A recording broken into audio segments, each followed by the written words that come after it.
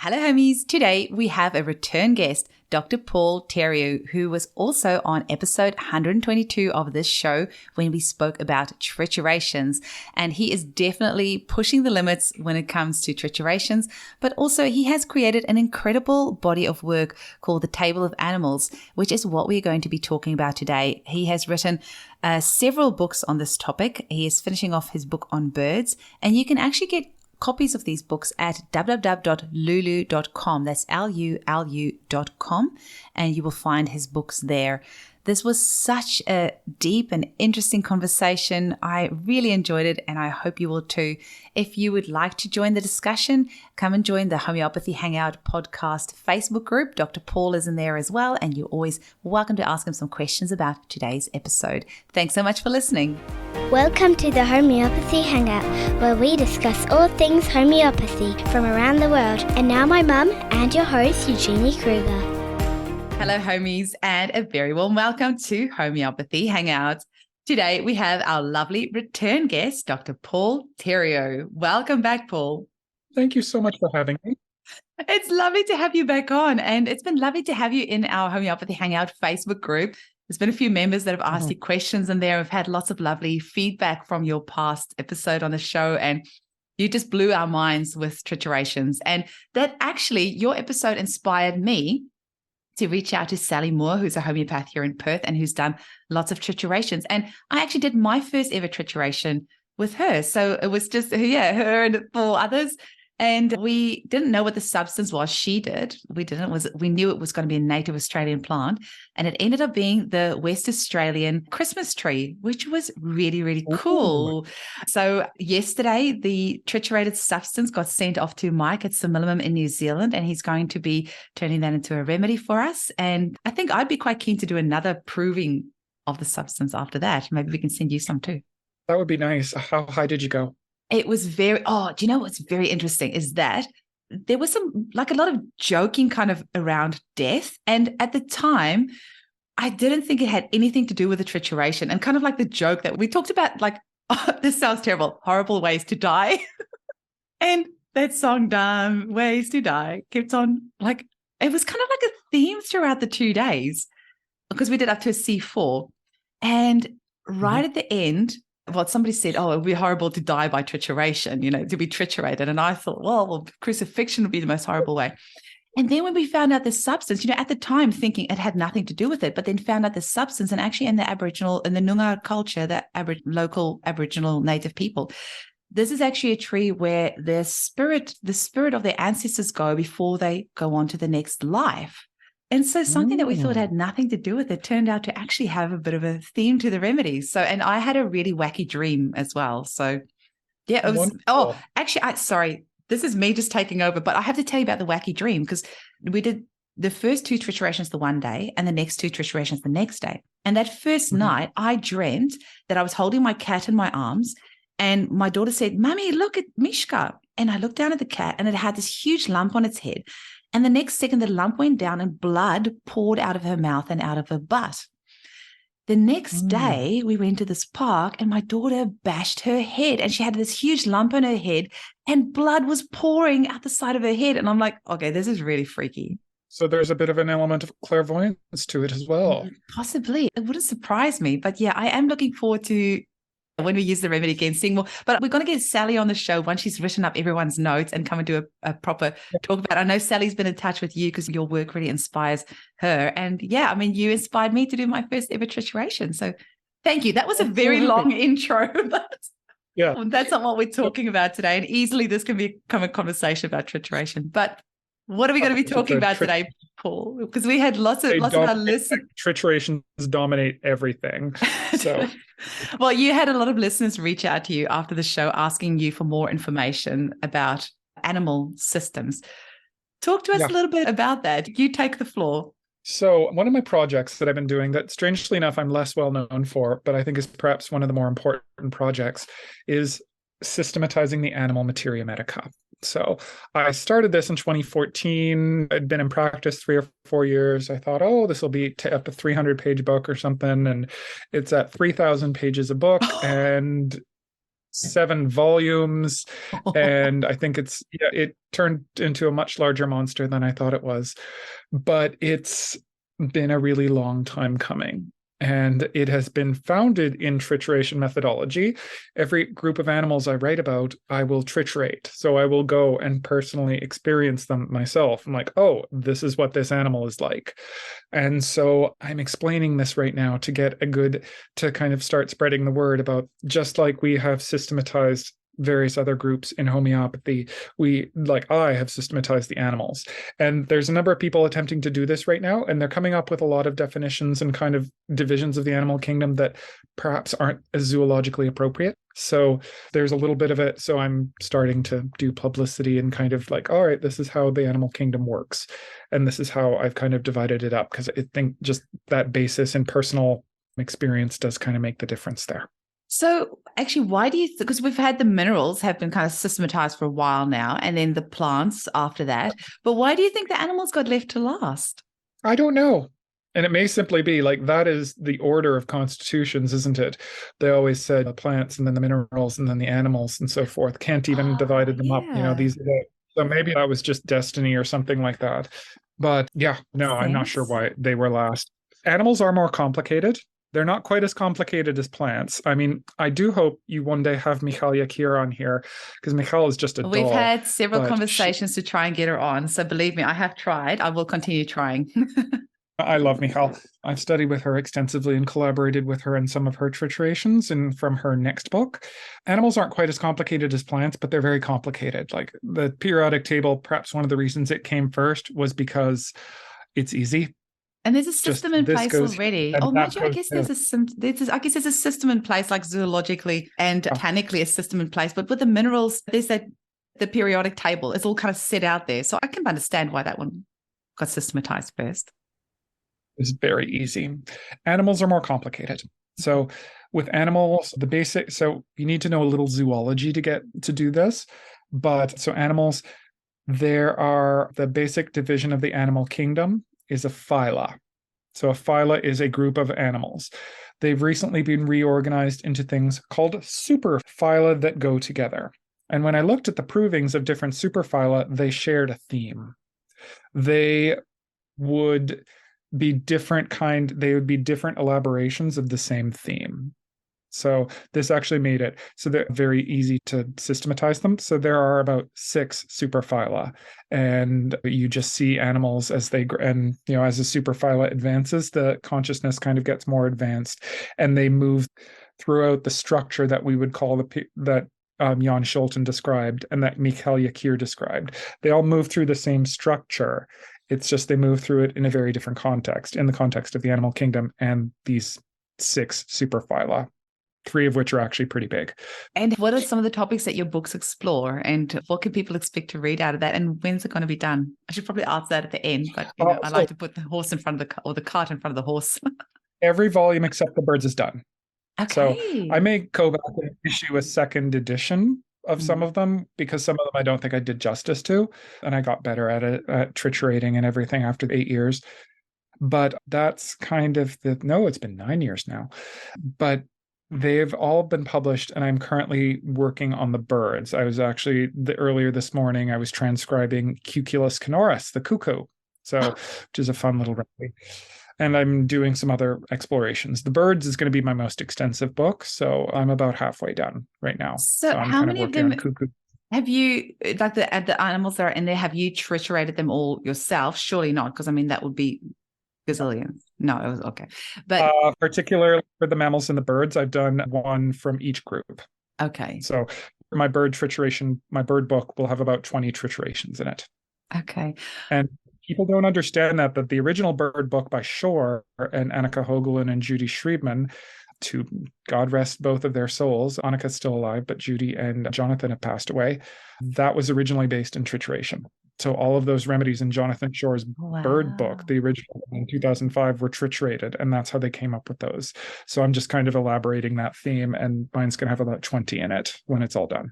Oh, that's really cool. I actually recently received an email from Denitsa. Danica? Yeah. So Denitsa recently got in touch with me and Yeah. said that you and Angelica are doing a proving and if I'd be interested as well. But I had just done that trituration and I guess you should probably give at least 3 months between triturations or provings or things like that. So I didn't want to go straight into that one when I just done this one in case there was more things of the remedy that comes up. So for you as well, with doing all the triturations and provings that you're doing, do you leave like a period of time between each one? Or do you find you can easily flow No, from one to there the are next? times when there are times when I do a remedy with Michal in the morning, and there's times when I do my remedy at night. I've done this Really? so much. I'm in this state now. Oh, I'm back to me. I leave it in the bowl. And then I'm like, oh, I'm going to be this one. So I don't have a problem with that. I But can that just comes shift with in and out time of. as well, surely. I mean, you wouldn't have been able to do that at the start. No, Okay. if you're starting out, it's leave a little time. Okay, because I do remember Jan Sheldon, he said because he proved the lanthanides on himself, and I'm pretty sure he also said that he could take like the doses pretty much one after the other and could identify which one did what, which, I mean, that Yeah. fascinates me so much that you're able to go in and out of that state. Because some people get Yeah. profound, No, go back into E. yeah, some people get affected so profoundly by the provings that they sometimes, they'll have like years later. But I guess that's probably maybe people that haven't done it quite as much. But anyway, back to your book. With your triturations, where do you get the substances from? And is it like I know with a lot of animal substances, they use like 1 drop of blood and a feather or things like that. Like what Yeah. sort of substances do you tend to use? The substances do have a slight effect. People send me stuff a lot. Like I've got a ton of feathers. I went to a Oh, biological supply laboratory and they sent me a bunch of stuff and I somehow got it across the border and everything. That was really weird. Like that never happens in Canada for like stuff like that. Like the CB, like Canadian border services are super intense, but it somehow worked. So I just got a lot of live samples and I've started using more prepared remedies recently. So it turns out you can retriturate a remedy that's already like you've got a 30C of it or something. You can retriturate it if you're very clear in your intent. I'm starting at C1 and just start there. So that's ah. where I've been doing a lot of them lately as well. I'm just thinking, is that Yeah. the conversation that you had with Danitza then? Because she said to me that she spoke with you and you told her that she could kind of retriturate the golden spiral. So I didn't really know what she meant, but maybe this is what that was on about then, retriturating that. Golden spiral as a remedy, I've read through it. It is a very interesting one. It needed to go higher. Oh, Remember the conversation we had a while ago about how that 1 to 4 is the personal and 5 to 8 is like what the golden spiral describes is more of a cosmic geometrical set that is on a, I think, multiversal level. So I'd encourage Danitza to go up to C28 with that. Yeah, see, you are just all over the place, Paul, because right here in this trituration handbook that Sally loaned me is actually a little printout that's from you about the different Oh, is it? levels. Yeah, it's actually got your name on it. And it says here, yeah, Oh, C1 to wow. 4, the individual and their own issues, C5 to 8, the collective, ranging from the familial to country, culture, and civilization, C9 to 12, planetary resonance with the planet Earth, C13 to 16, solar level, 17 to 20, galaxies, 21 to 24, universal, and 25 to 28, divine. It hasn't got 50 on here, which you did with your blood, though. So that's just like next level. Yeah, no, that was intense. So going past 12 is a little exciting because you start to contend with things. Before 12, you're just kind of like, oh, I'm living my life. And then Yeah. after 12, it's like, wow. But Right. anyway, I did that for up to C12 for each of them. And it's Wow. very interesting because I do think that had a planetary energetic effect. I do think that there's a pathway of conscious. I mean, when I've done this, and Michal talks about this as well, there is an evolutionary path that Earth is taking, and you can see it in the advancement of life forms as they unfold over time. You know, the difference of a bird and a sponge is considerable. That's the journey I've taken, is journeying from these basic, like sponges are all about, do I exist or not? Do I want to exist? What do I need to exist?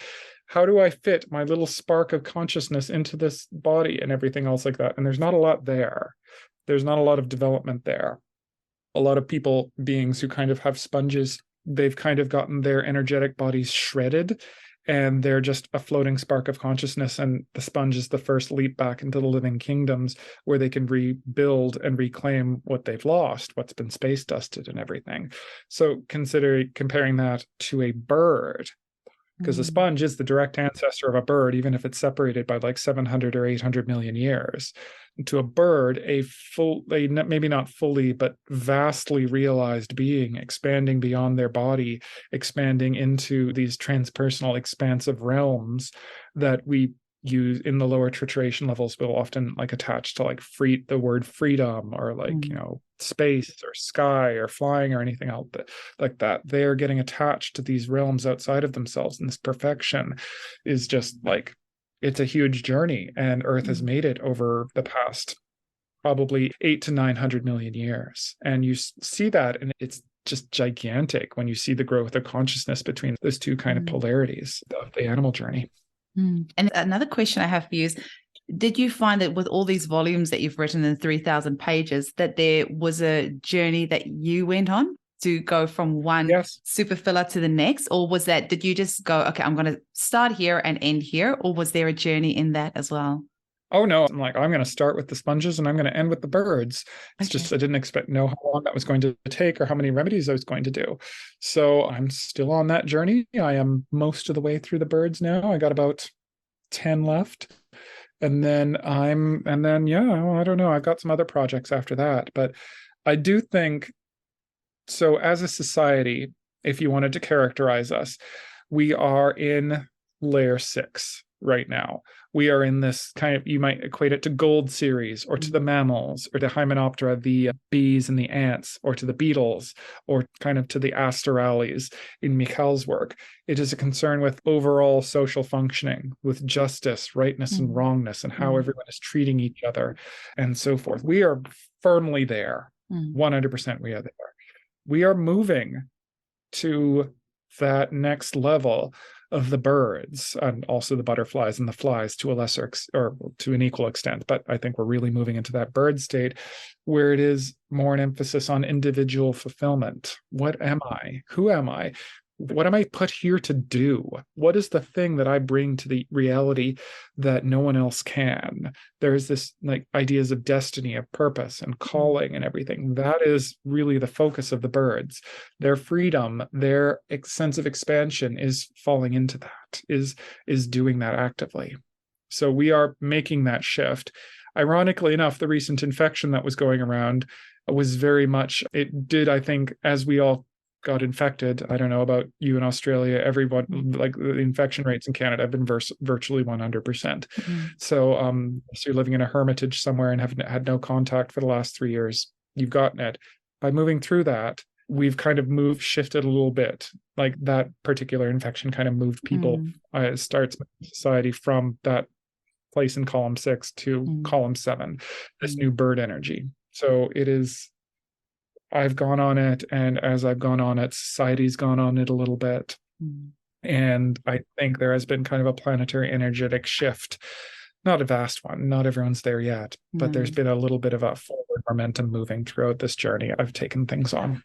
I know. I sometimes feel like there's this shift. And then I just go and read like comments on like, random Facebook pages and things. And I'm like, yep, no, humanity's still far back in the dark ages. Well, we need to be patient. The old school esotericists would say something about, what is it, the next iteration of humanity arising in 6,000 years or something like that. So I'm like, all right, we've got some time.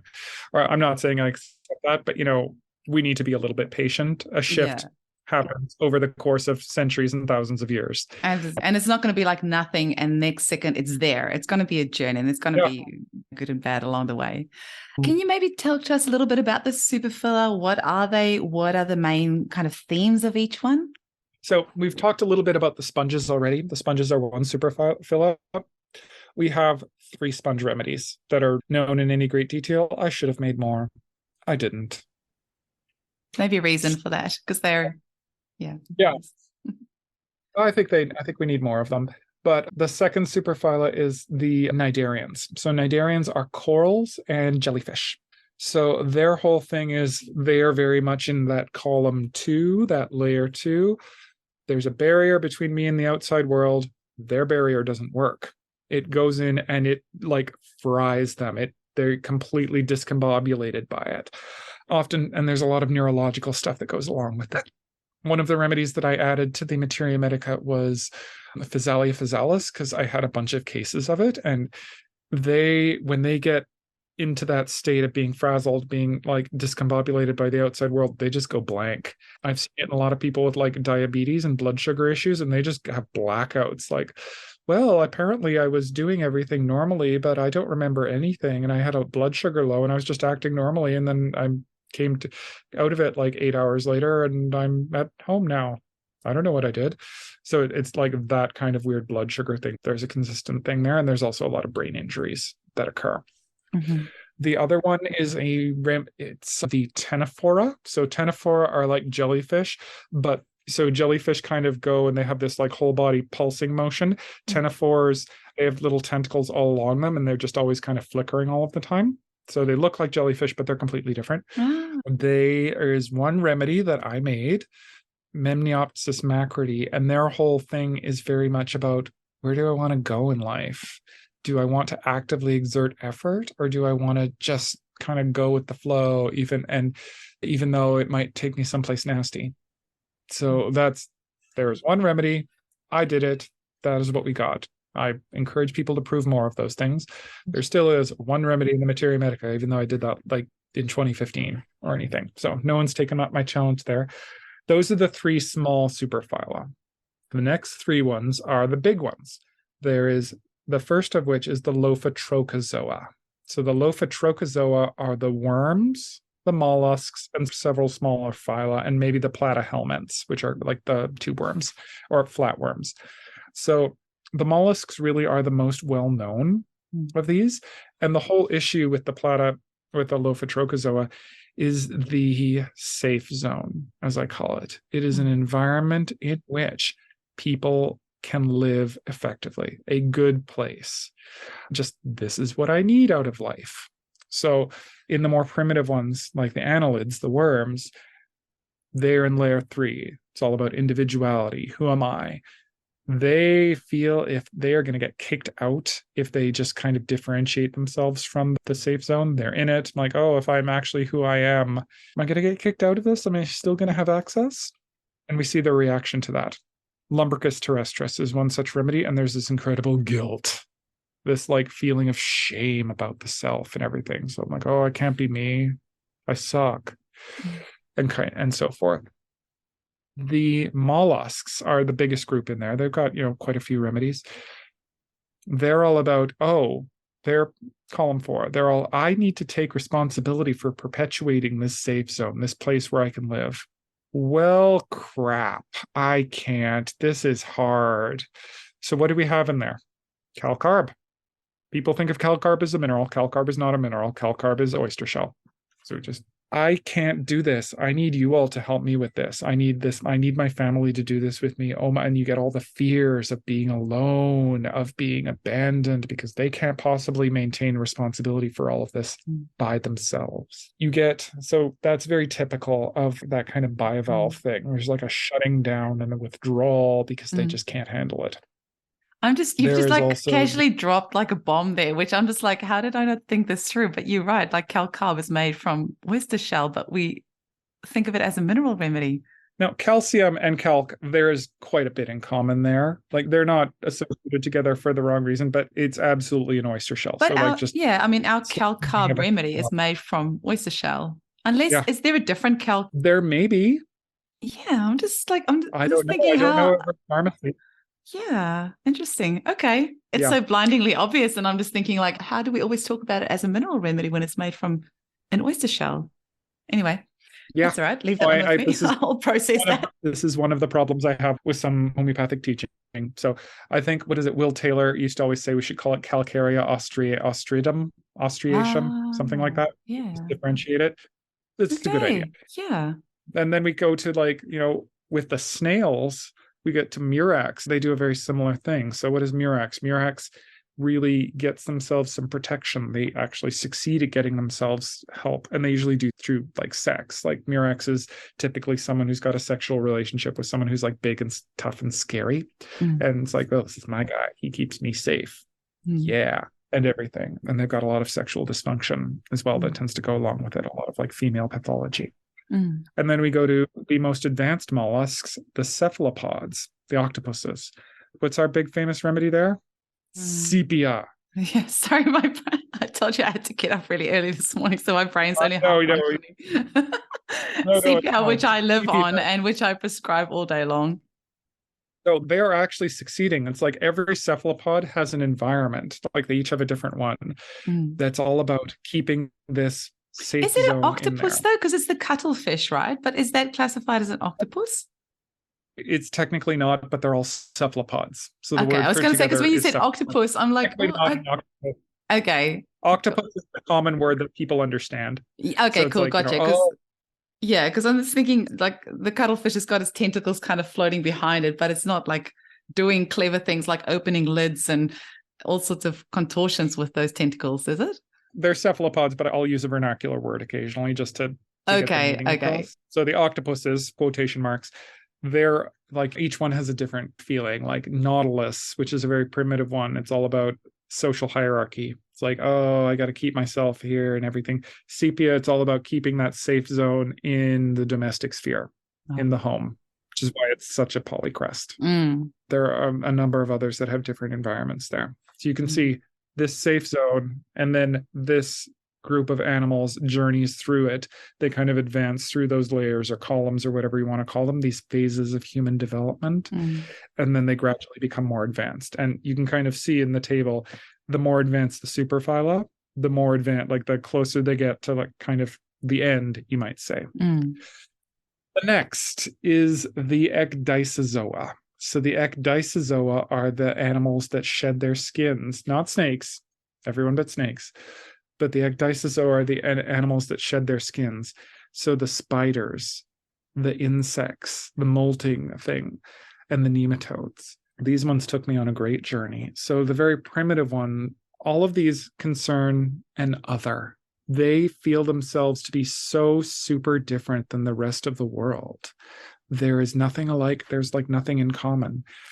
As these ecdysozoa advance, they each deal with it, and they all kind of deal with that fundamental difference between them and the rest of the world. The very primitive ones, the trilobites, which are extinct now, we have remedies made out of fossil. And I was actually really interested by this because I proved one, and then Martine Mercy proved one, and we came to almost the exact same conclusions. Like our remedies were super similar, and I was really happy about that. Has happened a couple of times. They are all about like avoiding the other. So they'll just like, oh, well, okay, I'm different than them. See ya.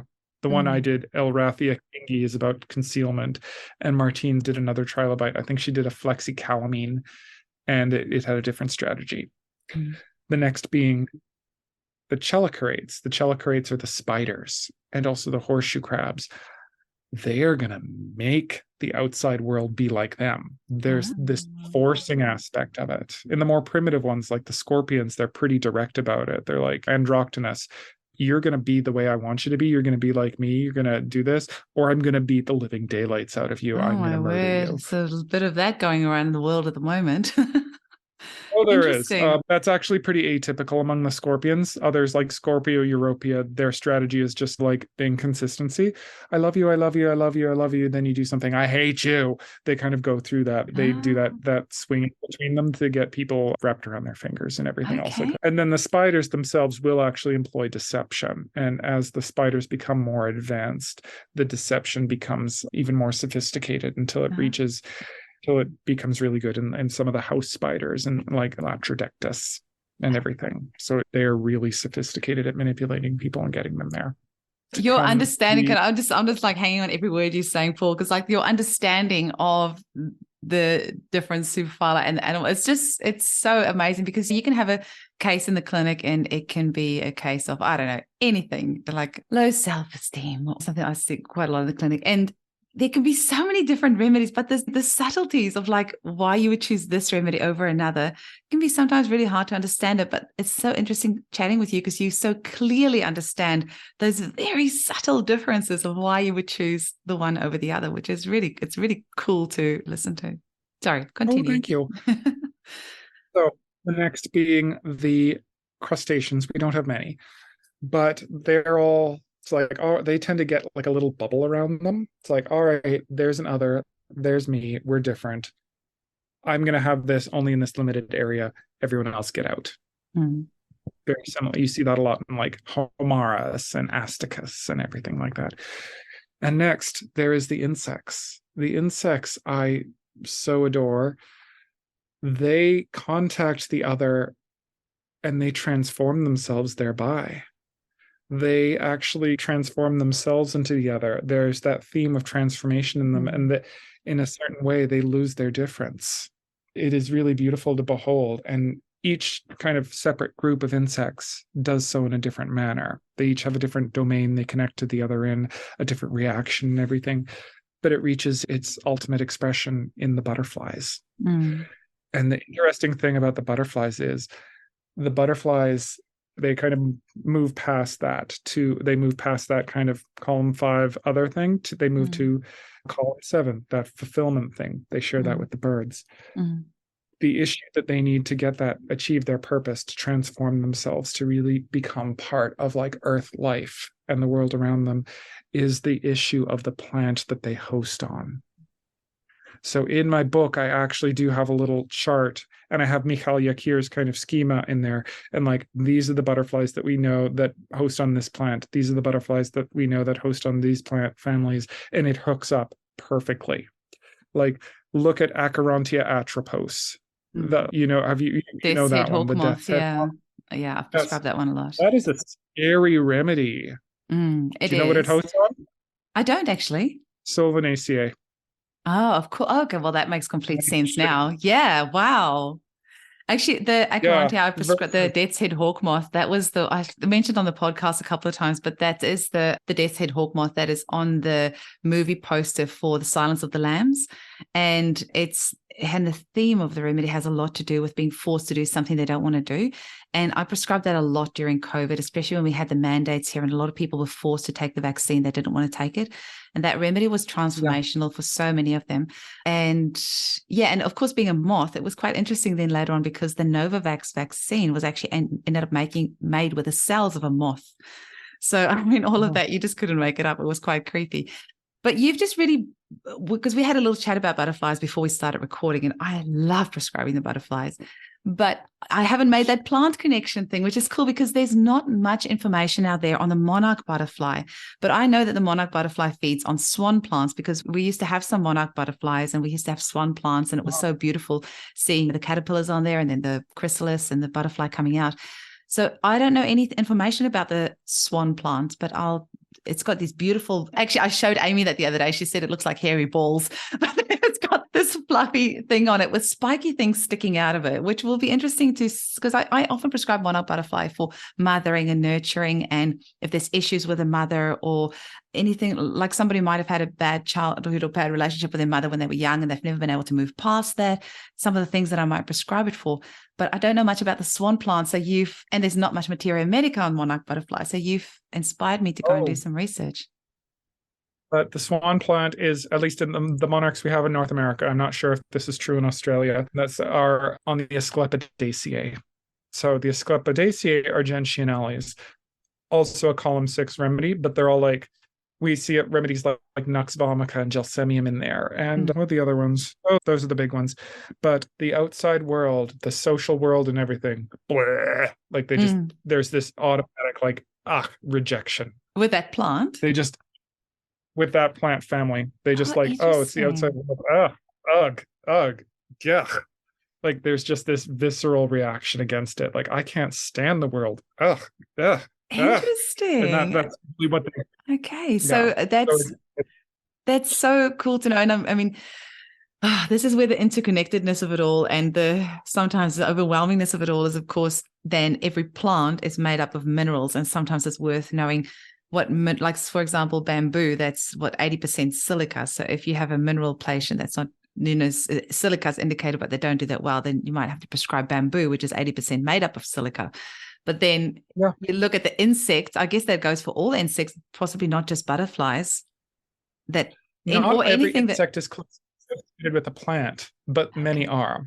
Okay. We've got Coccus cacti, which is a member of the Hemiptera, but it also goes on a cactus, and you see both very clearly in the picture.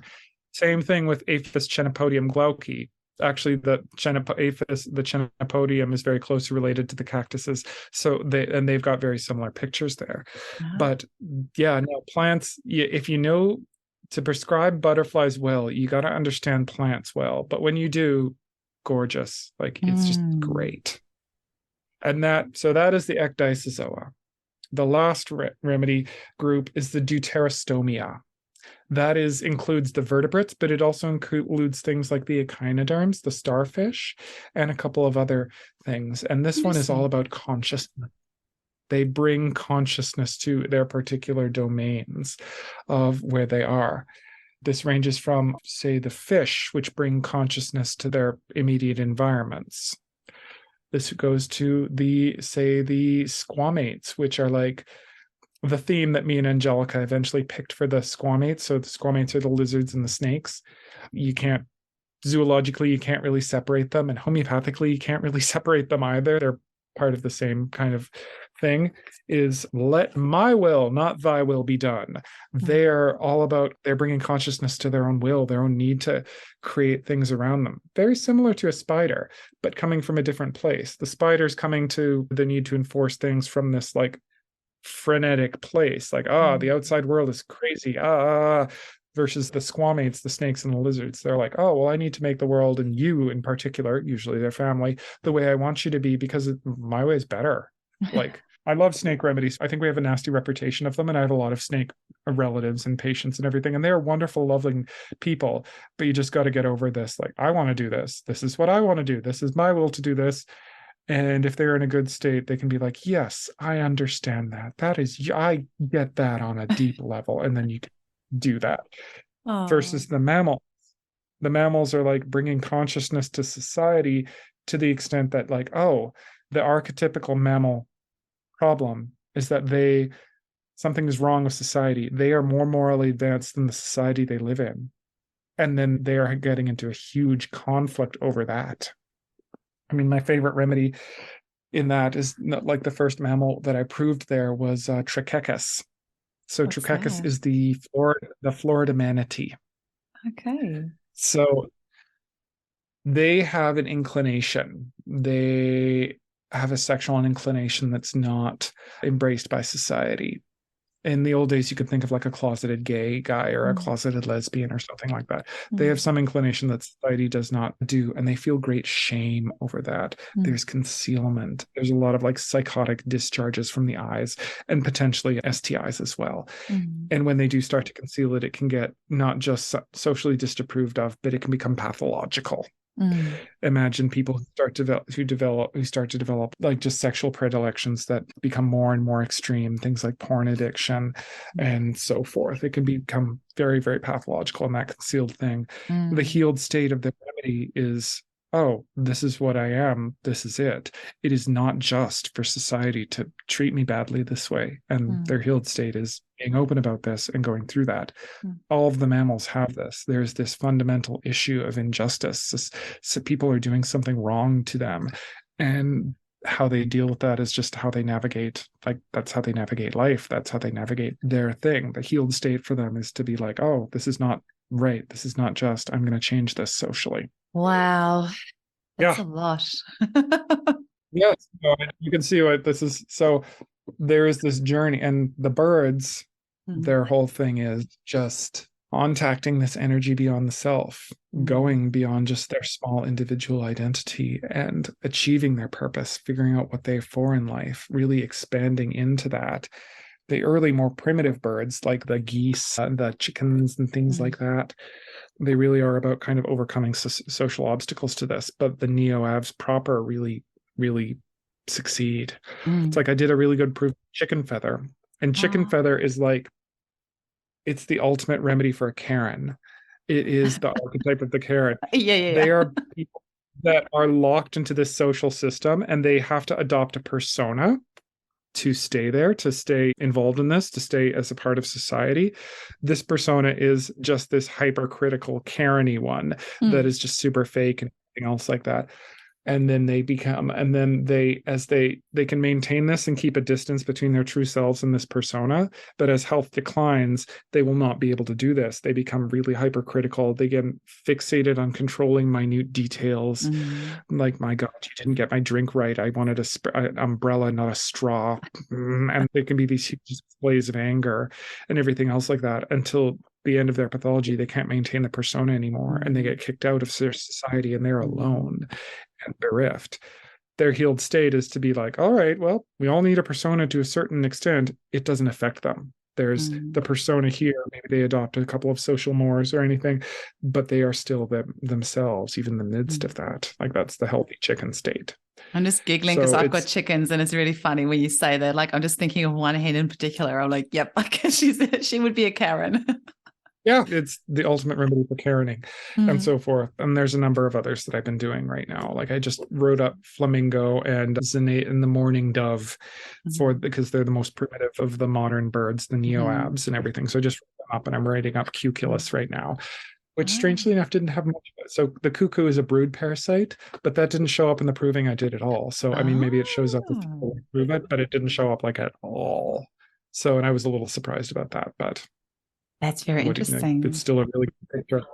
I just want to put a disclaimer here that I actually really don't like the word Karen, because I feel really sorry for anybody who's named Karen. I think as a society, we need to choose a different word. I mean, we're using that word because that's like, everybody, you can say that word and everybody knows what it means. But I actually had a big chat with my kids the other day, because they asked me, they're 11 and 8, and they said, Mummy, why did people talk about a Karen? We don't talk about that in our house. They must have heard it somewhere. And so we had to kind of explain that to them and say that that's not actually a nice way to talk about people. So if your name is Karen and you're listening, I have lots of good friends called Karen, and just don't let that get you under. And I love Karens in general. This is not intended towards any one specific Karen I'm speaking. It's funny, even if we chose a different word, that archetype, that trope for those people, right? You do. We just need to get a different name for it. We just need to get a different name for it, because I guess I haven't, because I have a name thing, and that's why, at the start of the podcast, we actually recorded that, but I pronounced your surname wrong. I said Theriault instead of Theriault.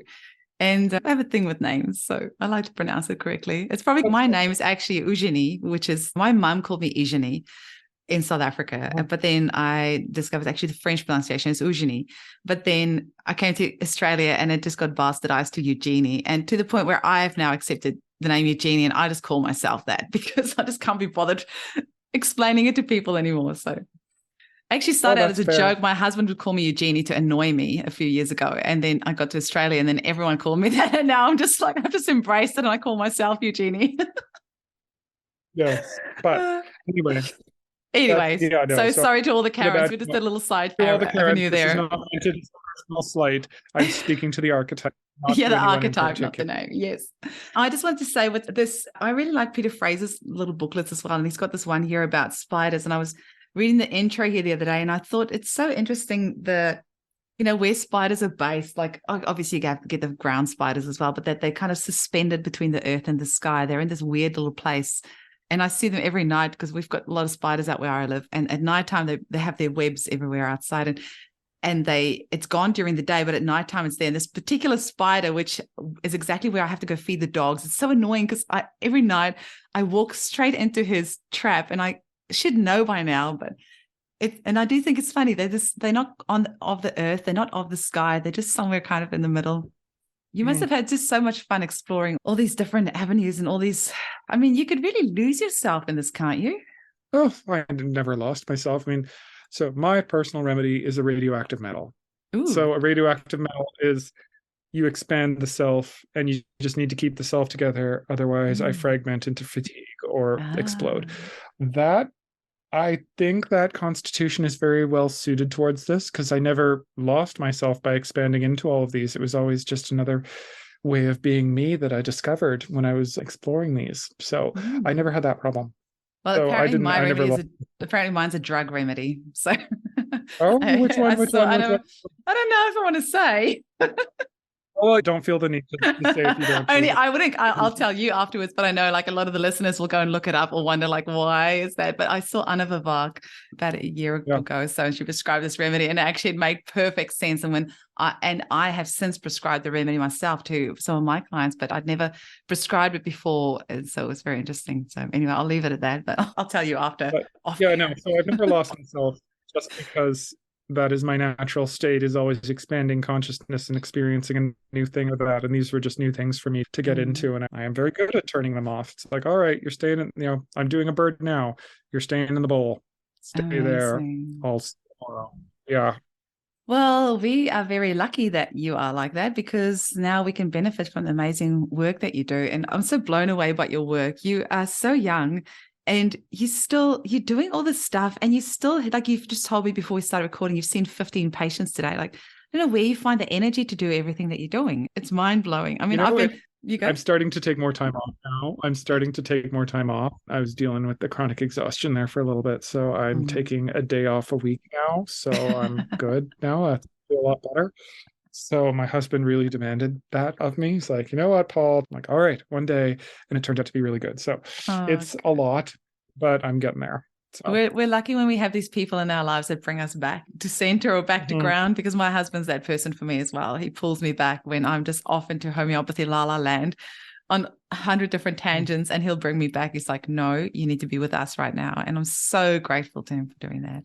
And I see beautiful pictures of you and your hubby on Instagram, on Facebook now and again. That's what's been probably one of the funnest part of doing this podcast, connecting with homeopaths around the world and then getting to kind of get a little glimpse into their personal lives and seeing all the amazing things that they're doing. And you just think, how are you creating all these bodies of work and you still have a personal life as well? It's quite mind-blowing. You must have a very supportive partner.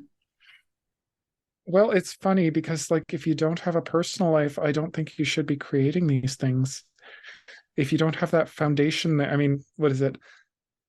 In Kabbalah, which I learned a lot about from Michal, even though I don't study, you start the advanced studies when you're in your 40s and you've raised a family and you've got like a life, a stable person and everything else like that. If you don't have those foundational things there, like relationships and friends and that kind of thing, you probably shouldn't be doing this. You should probably work on that. So I do think I've got those things. I've got a really good group of friends together. Like, oh my God, our best friends are like a gay throuple and myself and another gay single person. We have so many funny gay dramatic adventures. It's just delightful. And I've got my family and my adorable little nephew and everything. I saw a photo of him, yeah. He's so cute. He just learned how to walk yesterday. And he's so cute. So you can't do your work to the exclusion of the good side of life and the humanity and everything like that. You need to have both of those things in, even if you do need someone to remind you to be present. And it's like, sweetie, we're doing this right now. Stop thinking, or my guy, Paul, we're doing this right now. Stop thinking about cranial bones and stop thinking about like, birds and whatever. And, iodine, whatever I'm on about. Yes. So that's Paul. Oh, Paul, it's been so fun to chat with you. Thank you so much. Can you tell our listeners where they can get hold of all your books? Like where for you is the best place that people buy them? Because I know there's probably lots of different places, but I always want to make sure that when we have authors on the show, that we direct our listeners to the place where the author is most going to benefit from the proceeds of the sales. So on my website, drpaultheriault.com, there's a thing called publications. It's not a great thing, but it's got everything that I've published on there, including like free articles and things. But the best place to buy them is on lulu.com. Okay. So you just go search my name and everything will come up. I don't sell on Amazon because Amazon was giving me literally no money. Even though I went through all the official things, it wasn't people pirating, it was me. But at the same time, it's like, oh, we sold all these copies on Amazon. You get 13 cents. I'm like, You know what, Jeff Bezos, I do not feel like paying for your divorce. Well, anyway, that's really I don't good to sell know. on it.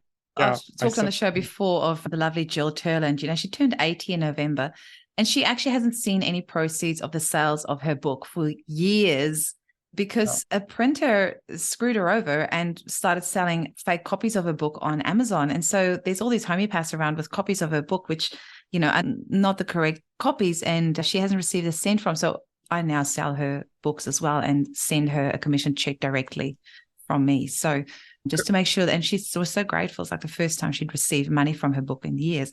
I don't know how Very people good can of do you. that. I mean, how do people, I don't know how people live with themselves when they do that. But anyway, so yeah, good on you for not selling on Amazon. And so we'll tell our listeners to go to your website or go to lulu.com, and then they can go and delve into this amazing world of animals and start using it in practice. Thank you so much for having me. Such a pleasure. We'll talk again very soon.